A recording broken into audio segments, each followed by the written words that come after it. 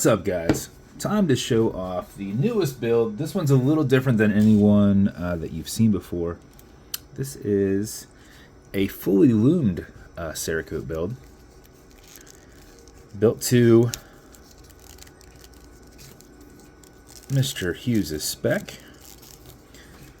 So what we did, he wanted a Mark V dial, brass style that looked aged. So we lasered a brass dial, color filled, and a little bit of spots in a similar to this teal out here over the copper. And then did multiple layers of a clear coat that has lume in it. And then we did an 090 case with a K35 bezel. And this would be like more of an 090 or a 100 crown. I guess not a 100, maybe like a 110 or 150 crown, all done in copper. And then baked it on, did some teal over it, and then wiped it down before baking that in. So it gives it a nice distressed look to it. The bezel on this is on crazy tight. There's so many layers of Cerakote here that it's almost impossible for you to turn this thing. But if you could, it will turn left, it'll turn right. It goes on with a tension ring and it goes under a lip. And that lip, where it normally sits, is now lower than where it would be before because it has a base layer that's been built up with 6 layers of loomed Cerakote. So he wanted to go on one of the aviator bund straps. So with those bund straps, they have the caseback opening on them, which you will fight with this a little bit, because although these are cut to spec, anytime you set it flat, you pull it right back out because that's how the watch sits, right? So, but it will go in there if you push it back on. So in order to have alignment with that, I used one of my OSC large window exhibition casebacks. It's a color shift. It goes from a green into a pink. And you don't see many of these because I do not put them out. I don't advertise that I have them either. So, and if you want one, it's not cheap. So don't ask for one. I'm not trying to give them out. Well, I mean, I am getting my money back, right? But I don't know, I feel like I'm keeping them for myself, but then if I get rid of them, then I don't have them for myself. But so Italian leather aviator strap with a matching cerakoted preview buckle, a little BVW stamp here on here.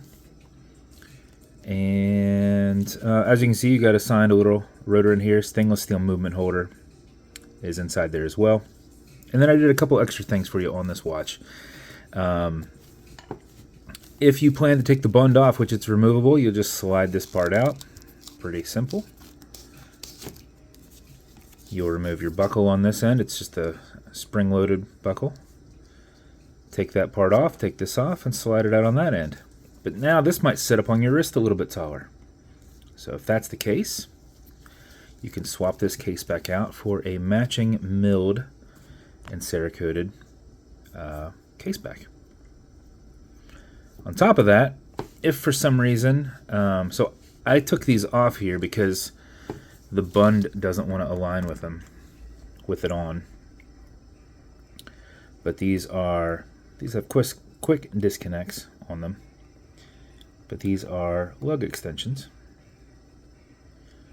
So you would just pop your strap on here.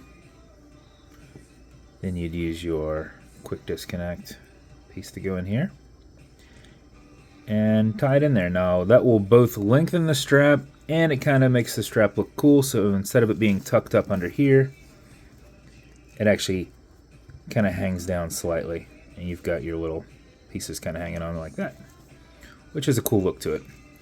So that will also extend this, but it will make your alignment on these a little bit differently. These do not work with the bund on it because it extends it out a little bit further, and then this thicker part of the strap is closer on these, and when you kind of bend it, it really puts some kink into this bund strap. So I took it off there. Am I special? I am. Looking through this instead of just doing it in person makes it a little tough. Of course, I can't connect that one on that one, so I'll connect it back onto this one. It's just a little way to package them both. So anyway, that is your lug extensions. Pretty simple. So if that case back is a little too tall for you without the bund on the back, you can swap it out, or you can keep it on. It doesn't matter. You've got it there anyway. And this is an automatic mechanical. So you can wind it, you can wear it, you can put it in a watch winder, but if it's dead or you're not going to be very active, make sure you wind it just a little bit.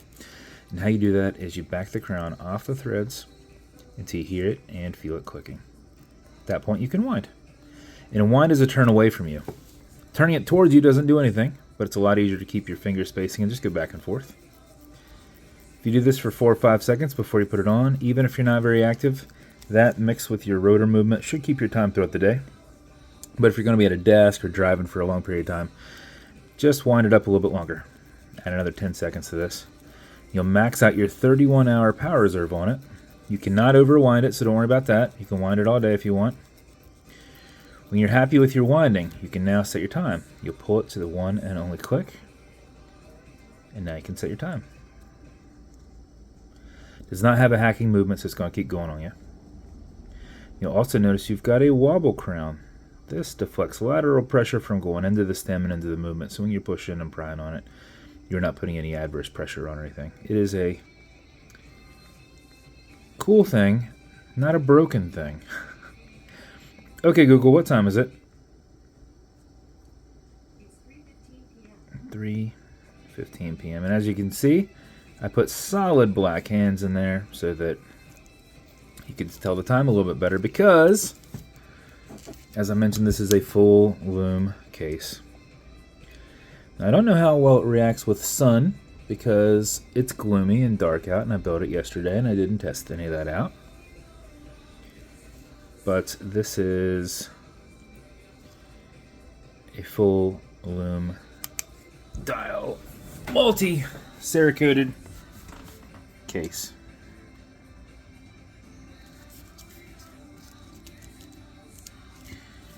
I got a little bit of light coming from it. You can see where I didn't hit that with light.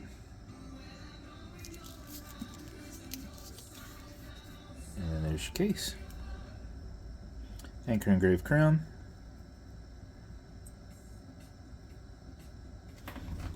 So there is the watch. Now obviously these match as well.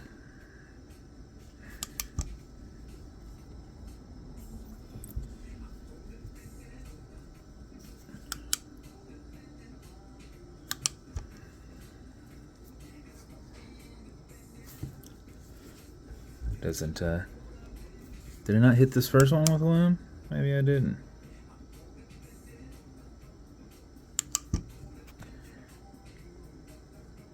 Oh, okay. I see. It's essentially more into that, more into the green section of that than it is into the copper. So those are in case you want to use them, in case you pop it off there. If you don't want to, no big deal. They are there regardless. As with every build, you're going to get matching beads. We were able to match it to the watch, and then I had her throw in a couple little lume beads here. So your milky colored ones here are actually lume beads.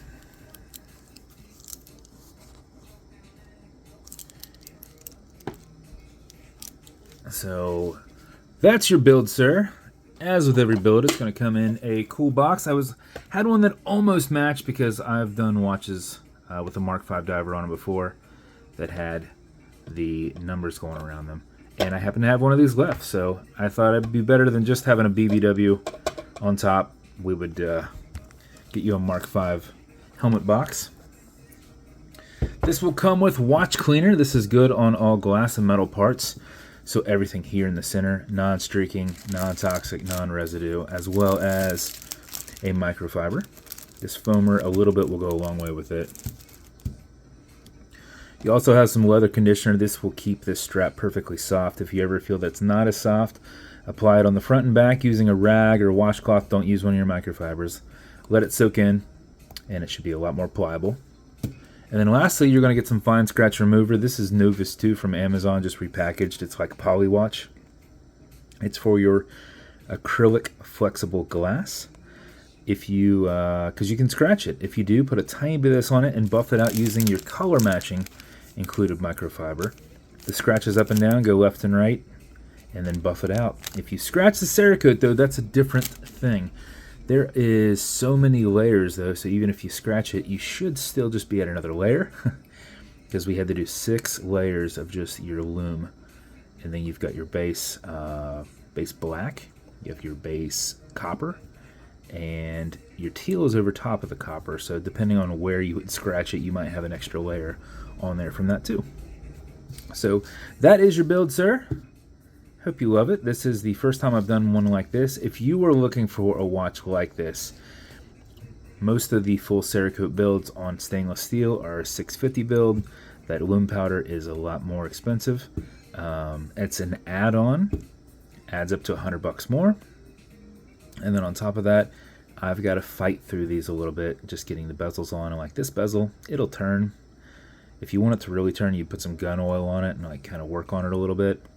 But there are so many levels of Cerakote that where this lined up now versus where it lined up before, the bezel just didn't snap on. I really had to do a lot of pushing to get it to snap onto there. So a lot more fight with it. I appreciate having the acrylic glass because a regular piece of glass would have shattered. Pressing it into something with a tighter tolerance like that, the acrylic actually will flex and seal. So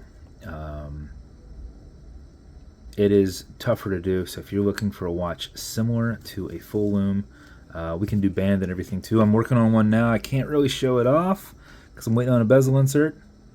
But the band on it is full lume as well. I can do that. That is, you're looking at a 750 build, and we're working around what we can do. Can we laser through the Cerakote? Can we not laser through the Cerakote? Do we need to do everything first, then Cerakote on top? How much definition can we do before Cerakote starts filling up those definitions?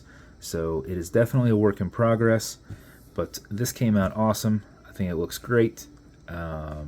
Functions as it's supposed to. I don't like the bezels moving anyway, so I'm glad it doesn't really move. Having a little bit of movement on it would have been cool, but like it is so tight that I think over time it will loosen itself up if you work on it. So I'm gonna put some gun oil on there, but there are a lot of people who don't want them to move at all, and I don't really have a way to do that unless you're putting glue on it, and that's kind of silly. But I think it came out awesome. So I appreciate you reaching out to me, man. I hope you love your first build from me. And if you want me to build you something custom and unique, reach out and I'll see what I can do. If you want to continue to see videos like this, like and subscribe. I put them up all the time. Thanks, guys.